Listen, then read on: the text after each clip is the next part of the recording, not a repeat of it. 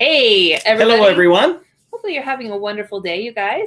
And please, as you're hopping on, let us know where you're coming in from so we can give you a shout out if we have not met before. I am Becky Graff. And I am Tim Graff. You guys, we help home business entrepreneurs leverage powerful online strategies to build the perfect lifestyle business. Yes. And we're going to be talking about the greatest threat to your success that you might actually be facing now, and also what you might do about it. Okay. Yeah, specifically, we're going to share with you two things that you might do about it at this particular moment. Yeah. So, and to help you move forward. Yes. Okay. So again, you guys, as you're hopping on, let us know where you're coming in from so that we can give you a shout out so we can have this be interactive. Yes. And I'm curious, what might be the biggest threat to your success that you might be facing right now? Yep. Okay. Today. Yeah. As you guys are hopping on, drop it in the comments. What do you guys think that biggest threat to your business is right now? Yeah, because this is something that comes up a lot, especially right now. There's a lot of transition happening for a lot of people. Yep. I just had a wonderful conversation with a student just a little bit ago today, and this was something that we actually chatted about on our call as far as how they were transitioning, how this was affecting their business and what they were actually doing. So it is a very pertinent topic for a lot of people right now as they're finding themselves with the homework pieces of it, and then still staying on top of what they need to do in their own business to move forward. Especially now as we've kind of moved into, gosh, what are we on? Like, I don't even know anymore. Week 3, week 4 of this whole, well, and I guess it does depend on where you are in the world. Yes. Exactly. Yes. So depending on where you are, you're moving into a few weeks of actually being stuck at home. And so this is really starting to come up for a lot of people. And I'm curious you guys, how many of you are sick of being at home? Okay.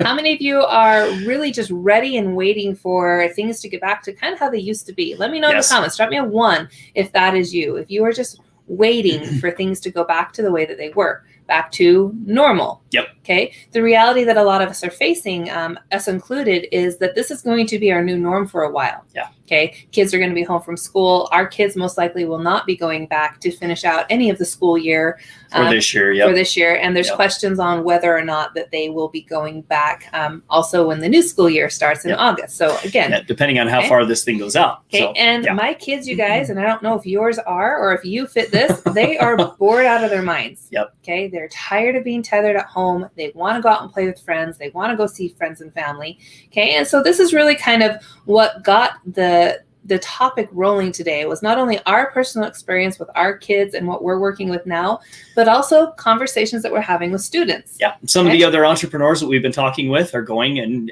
dealing with these same kinds of things. They're experiencing these same issues. And let me know in the comments if you guys can relate to this. If you're finding yourself tired of being home, if you're finding yourself, the kids, if you have kids, if they're going stir crazy, they're ready to get out and go play with their friends. Maybe they're missing their friends. Maybe you're missing your friends or family that you're used to hanging out with and you haven't seen them in a while. Let us know if you guys can relate to that.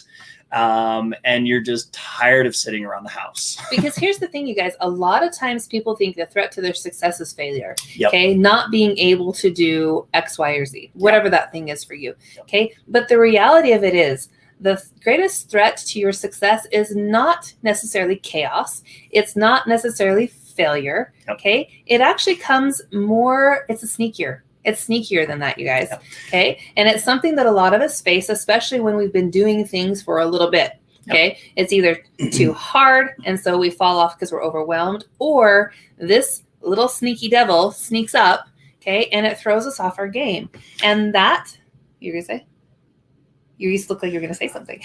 I was just simply going to share that failure is actually what a lot of people, like Becky mentioned, they think it is. Okay. And failure is actually not. Failure is actually a stepping stone to success. It's actually your first attempt in learning a new skill, a new behavior, a new thing. Failure is actually what drives success. So surprisingly, it is not failure, but... Yeah, so if the greatest threat to your success is not failure, which is what typically people are scared of, I don't want to fail. Exactly. If I fail, my business isn't going to grow. Okay. If it's not that, what might it be? I'm curious. Let me know what you think it is in the comments, because this is a sneaky little thing that derails a ton of people. And it's very, I keep saying the word sneaky because it creeps up on you. It really does. It's not necessarily like it's top of mind until you're at the point where you're like, oh my gosh, Yep. I just realized that I'm struggling with this particular issue. And this is also something that not only is a biggest, one of the biggest contributors to failure, or not failure, struggle, okay, into something that is really, it is a threat to your business, but it's actually a threat to other areas of your life. Certain things that we, habits that we may have had in the past that we've gotten over, okay, they tend to rear their ugly head when this little sneaky thing is coming up. Okay. All so right, that thing is, you guys, that we're talking about is boredom. Yes. And you might be thinking to yourself, well, there's no way in heck that I'm bored right now because my life is a little bit crazy. Yep. Okay. But the thing is, you guys, those things that we're talking about, the boredom, that typically comes from doing the basics. Yep. Back to basics. What are the things that you need to be working on, that you need to be focusing in on day in and day out? Those non-sexy things that you're like, oh my gosh, another Facebook Live. Yep. Oh my gosh, another post on my page, another email to my audience. Okay. Some of these things, as you start going through your journey, may start to come from a place of boredom. One specific thing that is a huge downfall for a lot of people is planning and strategizing. Yep. Okay. A lot of times the planning phase is very boring for some people. Mm-hmm. For other people, they thrive on it. Mm-hmm. But the reality is that when you fall into a pattern of boredom, okay, just like a dog who is in the backyard, who's not going on walks, okay, they start digging holes because they're bored. Yep. Okay, these bad behaviors and like I mentioned, ineffective behaviors start popping up when you're bored. Exactly. Those things that, maybe were bad habits and things, usually they tend to rear their ugly head when we're bored. Because we're looking for something to do, okay? And this is also the biggest threat to business, is when you find yourself in a case of, I've got either so much to do that I'm overwhelmed with the kids being home, schoolwork to do, the house to clean, this going on and that going on, that these little, like Becky mentioned, back to basic things of doing your Facebook Live, doing posts on your page, maybe getting on and engaging with those people like you normally do. Those little things kind of get, they get looked at as just as mundane, bored things that I always have to do. And so they get pushed to the back burner, so to speak, because they don't take precedence to what everything else we have going on. Or maybe you're just simply sitting around the house, you're bored out of your mind. And so you just don't feel like doing those things. Yep. Either way, this not doing those specific tasks on a day-to-day basis are the biggest threat to your business. And a lot of times the boredom stems from, I've already done this. I've already said that. Who wants to hear it again? Exactly. This is boring. I've already said it 7,000 times. Who else wants to hear it? I've already sent out 7,000 messages. I've been rejected 7,000 times. Mm-hmm. I am just sick and tired, bored of doing what I've been doing because I'm not seeing the results that I want. Exactly. Okay, so the 2 tips that we want to share with you to move yourself forward, you guys, relate specifically to that. Okay, if you're sharing content and you're feeling like it's the same thing over and over and over again, and it's becoming boring, and it's just a habit that you're doing without much intention behind it, you can find yourself moving into this realm of complacency or boredom. So tip number 1 to move you forward is to stay curious. Yep. How might you present your content in a different light? Okay, what is your new perspective that you might share with whatever it is you're giving to your audience? Okay, whether that means that it's about health and wellness or your beauty page, whatever it is you're sharing, how might you share that content with a different perspective? So staying curious. Yep. Okay, number 1 is staying curious. And as human beings, we are naturally curious creatures. Okay, we naturally look and we're curious about how things work. Okay, what's happening in other people's lives, what's going on here, what's going on there. Okay, we are naturally curious, and we're kind of always on the hunt, so to speak, for something new, something entertaining, something going on. So as long as you, even though you may be seeing the same old walls, okay, the same old people on a day-to-day basis, keeping that open, curious mind about what's going on in the world around us and what other people might be dealing with, what they might be going through, what they're experiencing, those kinds of things. And having that open, curious mind will really help you to think of content to put out, okay, and to just be more not bored, okay, more excited about and curious about what it is you're doing. Yes, and that bleeds directly into tip number 2, Yep. you guys, which is sharing your story. Yep. And again, you're probably thinking, I've heard this already. Okay, all I hear is people telling me to share my story. But what is different about your circumstances now? Yeah. Okay, what type of story are we talking about? Are we talking just about your journey into your marketing? Or are we talking about what's going on for you now and how it directly relates to your business? Okay, because there is a difference between showing up and just giving information, okay, and showing up and sharing a relatable story Yes. that incites Yep. curiosity for your audience. Mhm. Okay, an example would be today, you guys, before I hopped on my training calls, I actually went to the DMV.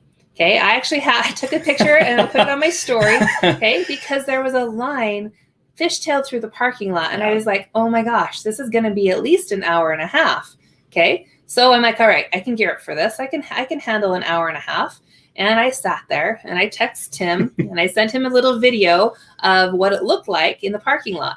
And as I'm sitting there, I've got the girls in the back seat. So Ellie's 3. She was super excited about being in her seat, not driving anywhere, about 10 minutes in. Okay. And Kinsley, who's 7, they were, at least had some toys. So they were playing in the back seat for a little bit. And then they started getting highly bored. Yep. Which, if you've got kids in the car and you don't have something entertaining, you as parents can kind of probably get where my head was with 2 unhappy kids in the back seat who were bored out of their mind. And I was stuck at this point in a line that I could not get out of. Yeah. Okay. And so what happened after that is after an hour and a half, I actually looked at the 2 little cards that I had that I needed to submit to the DMV to be able to get stickers on. And I noticed this little green dot that says on the spot renewal. And I'm like, oh crap. Like, is Jiffy Lube open? Are some of these other places open that I might go to be able to have these, be able to have them process it so I can get my tags. Yeah. So I called Tim. I had him do some reconnaissance for me because I was dealing with 2 kids in the back seat who were upset and not happy about being there, and I was stuck in line. And then so he called me back and said, hey, yeah, Jiffy Lube says that they can do them. So I'm like, okay, sweet. Now, how do I get out of this line? Because again, they had blocked off the entrances so that there was literally only one way in and one way out. And there were cop cars blocking off another section. They had barrels with tape in between on the other ones. And I was literally at the end of the line. I had 5 cars before me before I could turn out of one of the entrances. And this line is not moving. It's not moving. Okay. Not moving at all. And so the guy, they actually had an attendant that came out. He was counting cars. And he came to my window. I'm like, so what does this look like from a time frame for me? How much longer am I going to be sitting here? And he's like, well, it's about 2.5 to 3 hours from where you're at. And I'm like, I've already been here an hour and a half. Yeah.